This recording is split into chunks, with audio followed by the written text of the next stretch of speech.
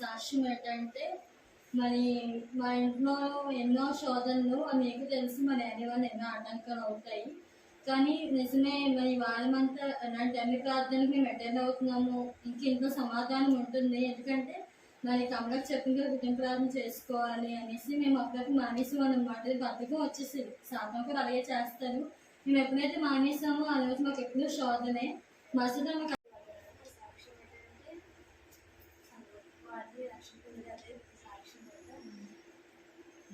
ఇంట్లో అందరూ రక్షణ పొందము మళ్ళీ తప్ప చాలా వ్యతిరేకంగా ఉండేవాళ్ళ రీసెంట్ ఏమైనా తెలియదు అనుకోకుండా అంటే సడన్గా కుటుంబ ప్రార్థనలో రావడం, ప్రార్థన చేయడం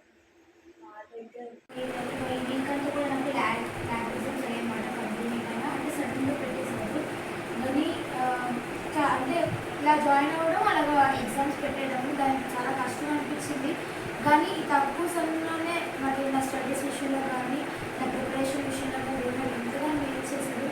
అంటే ముందుగానే నేను ఏమైనా పాయింట్స్ ఉంటే ముందుగానే గెస్ట్ చేసి టికెట్ కూడా చదివేసుకుంటాను. అయితే వాళ్ళు కూడా చెప్పినప్పుడు ఇవే వస్తాయి.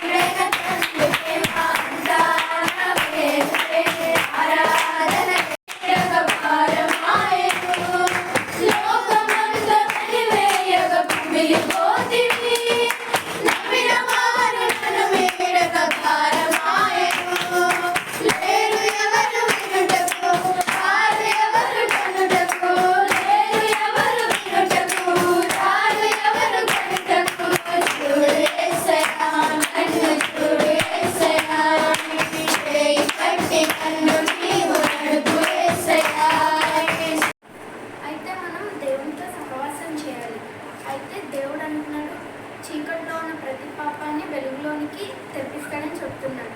అయితే ఇక్కడ ఏంటంటే దేవునితో మనం సహవాసం చేస్తే యేసు తన కుమారుడైన యేసు రక్తము ప్రతి పాపం నుండి మనల్ని పవిత్రంగా చేస్తుంది. అంటే మనము ఇప్పుడు దేవునితో సహవాసం చేస్తే మన సహవాసం చేస్తామో దుష్టుల గురించి ఆలోచన మానుతాయి, లోకంలో ఆలోచనలు కూడా మానుతాయి. మనం దేవుని పైన ఉన్న ప్రకారము మనమును వెలుగులో నడిచిన ఎడల